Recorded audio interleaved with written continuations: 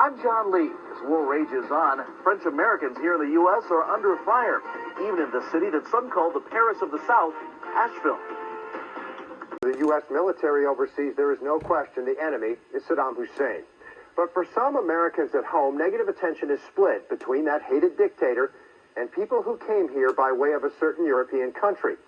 News 13's John Lee examines the French connection. All that's missing is the Eiffel Tower, the architecture, the mountains. Asheville is known as more than just the land of sky. To a growing number of French-speaking people here, this is the Paris of the South. But war has forced a wedge between the United States and France, a country not afraid to be on the front line against the armed conflict. And those with a French connection here in Asheville are taking the heat. Sometimes there is some heavy silence that as soon as they hear my accent. Jackie Fontaine owns a bakery and catering business in Buncombe County called Paris Festival. And some of the calls she's been getting lately aren't friendly fire. We've been asked one more question, which is what? Are we French? And yes, we are French. In return response, we get we're not interested. So that kind of hurt your feeling being in this country for 38 years. And Jackie's son John even served the U.S. of A. in Operation Desert Storm. To some, the lack of support from France has tainted everyday things, ranging from French fries to French toast. Here in Asheville, at this rate, we may eventually be paddling down the Freedom Broad River. For Franco-Americans, they are clearly caught between Iraq and a hard place. Francois is the head of the Franco-American Club here in Asheville. He says the anti-French sentiment is déjà vu. In 1919, the German-Americans were also subject to harassment.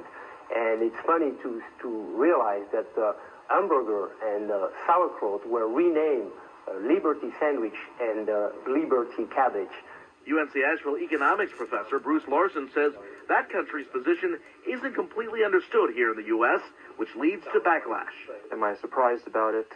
I think really the answer is no. There are people who think that either with us or you're against us. This website is one outlet for outrage. The name speaks for itself. No matter what happens in Iraq, to some Americans, the feud with the French could linger well beyond this war. In Asheville, John Lee, News 13. And if that wasn't enough for you, how about some flat-out flattening of something French?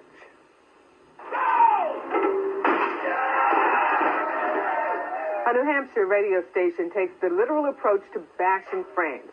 DJs buy a Peugeot automobile, write "Thank you French" on the hood, then drop it from a crane. U.S. Marine.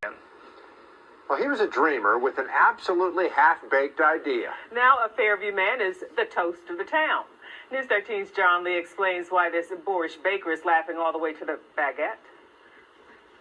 Well, we're going to go and look for those. It's something of a fishing expedition. They're crusty nuggets roasting over a wood-burning oven. Francois hands the hot stuff to his mother. Oh, see, that's a nice one, too. Very nice here. The result is far more heavenly than just French toast. Because we need to discover the power of fresh bread. From baguettes to batards, he's perfected the science of baking artisan bread. Francois takes pride in doing things the old-fashioned way, straight out of the oven, which is also homemade. It's about the love that you put in your technique. It's about respecting, not cutting corner. It's about doing things with passion, and the results come by itself. Francois breaks bread by breaking new ground right in his own backyard. It took him a year and a half to build this brick oven, so clearly he's not loafing around. The process starts with little bundles of joy, the dough. It's scored, then slid into the 500-degree fixture. Add some steam. See the steam there? That's going to help the dough development in there. It's going to help the loaf to come up. And sometimes I need a little bit of steam, too. That's good. In about 25 minutes, the bread is browned to perfection. Francois says each tasty morsel is his link to the past. So I'm trying to really bring things from the past and mix a little bit with the technology of today. Yeah, that's technology right there. That's the technology of today. Yeah. In Fairview, John Lee, News 13. That's Francois. That's a low-tech mustache, too. You can find bread from the oven at local stores, including True Confections at the Grove Arcade. And if you have a good story idea for John, he'd like to hear from you.